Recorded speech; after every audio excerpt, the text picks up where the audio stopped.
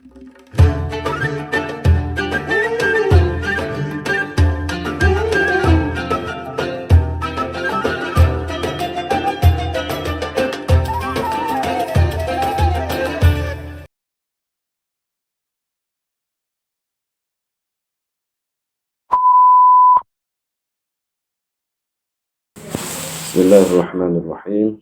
Alhamdulillah wassalatu wassalamu ala sayyidina Rasulillah wa ba'du. Terkait dengan pertanyaan yang pertama, hukum memakai inhaler ya. Inhaler itu ada dua macam. Ya, menurut informasi yang saya dapatkan, ini juga informasi dari seorang dokter ya, bahwa inhaler itu ada dua macam. Ada yang inhaler yang dipakai untuk hidung ya, dan itu hanya mengeluarkan aroma gitu ya. Dan ada inhaler yang dipakai untuk mulut, itu mengeluarkan cairan. Jika hanya mengeluarkan aroma saja untuk hidung itu, maka itu tidak membatalkan ya. Tapi kalau yang dimasukkan ke dalam mulut dan itu mengeluarkan cairan dan masuk ke dalam jauf gitu ya, maka itu dapat membatalkan puasa.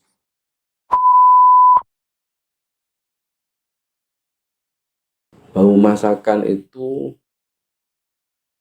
kan bukan ain ya, bukan sesuatu yang mempunyai bentuk, itu kan hanya aroma ya.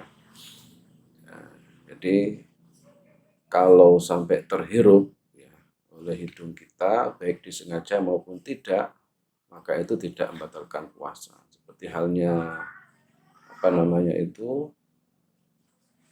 asap gitu ya, asap rokok, asap orang bakar-bakar, bukan menghisap ya, bukan menghisap rokok. Lain kalau menghisap rokok. Kalau menghisap rokok itu kan memasukkan zat ke dalam rongga, ini dibatalkan. Adapun kalau menghirup ya, asap yang tidak kita menghisapnya, yang menghirupnya, kemasukan ke hidung kita itu ada asap, termasuk aroma makanan, maka itu tidak membatalkan puasa.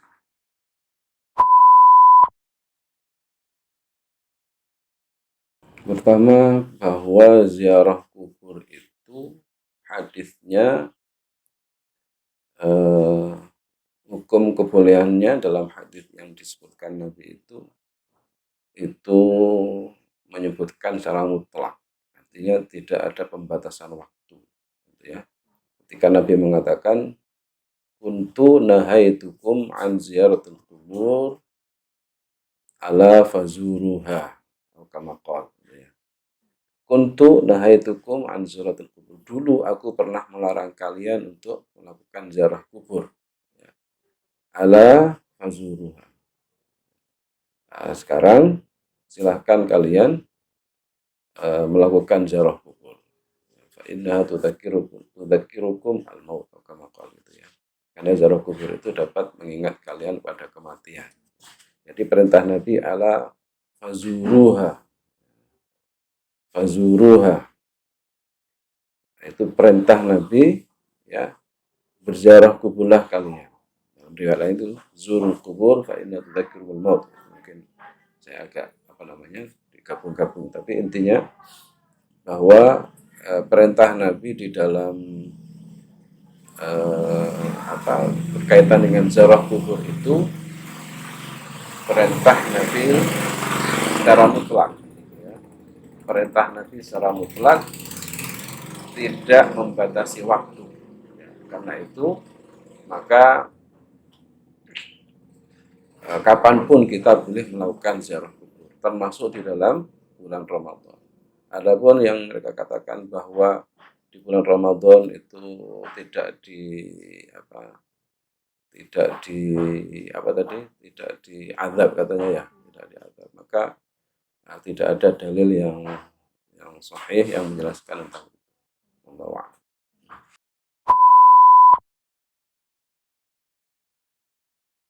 meminum obat ya di bulan Ramadan kalau siang hari batal puasanya ya.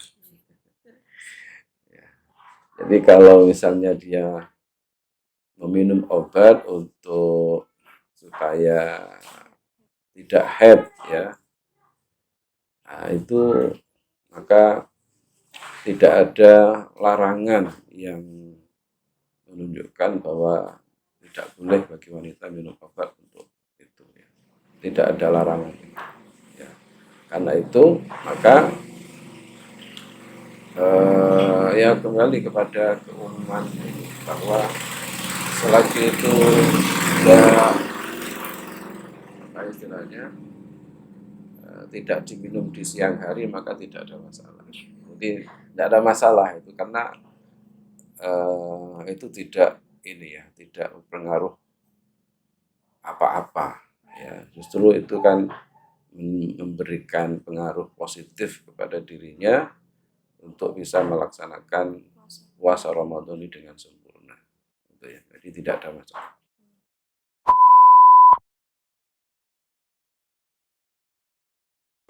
Jadi berpuasa itu kan wajib ya atas setiap muslim yang balik berakal ya, kemudian mampu untuk melakukan puasa. Nah, bagi seorang musafir itu ada hadis yang ayat ya yang ada dalilnya lah bahwa kita seorang musafir itu dapat rukhsah untuk tidak melakukan puasa ya, tidak boleh untuk tidak puasa, dapat keringanan ya untuk melakukan puasa karena dapat keringanan untuk tidak berpuasa ya, karena dia musafir itu termasuk perjalanan yang berat ya. Nah, melakukan safar itu termasuk sesuatu yang berat ya, sehingga di sini Islam itu ya, menunjukkan rahmatnya ya, sehingga dia dapat rukhsah keringanan untuk bisa melakukan tidak puasa lah ya, untuk mengambil rukhsah ini keringanan ini sehingga dikatakan boleh untuk tidak berpuasa ya. Yang jelas bahwa setiap orang yang tidak melakukan puasa karena ada halangan tertentu, maka ini termasuk musafir ini dia boleh tidak puasa tapi tetap wajib untuk mengqadha ya, tetap wajib mengqadha. Ada beberapa kelompok golongan yang boleh tidak berpuasa ketika di siang hari Ramadan ya, di antaranya musafir, tapi dia tetap wajib mengqadha puasa sesuai dengan hari yang ditinggalkan ya. Tapi ada beberapa hal yang perlu diperhatikan terkait dengan safar yang boleh bagi dia untuk tidak berpuasa. Pertama, ya, safarnya ini harus memenuhi jarak tertentu ya yang dibolehkan dia untuk bisa menjamak dan mengqashar sholat. Jadi dia jika safarnya ini membolehkan bagi dia untuk menjamak dan mengqashar sholat, maka diperbolehkan baginya untuk tidak berpuasa ya. Nah, adapun jarak yang diperbolehkan bagi dia untuk bisa menjamak dan mengqashar sholat itu di dalam kitab fikih itu disebutkan 16 farsakh, sittata asyar farsakhon, 16 farsakh. Nah, 16 farsakh ini para ulama itu berbeda pendapat kalau di apa namanya, di-convert ya, apa di-convert? Di-convert kepada kilometer gitu ya. Nah, ada yang mengatakan 16 farsakh itu 133,98 kilometer.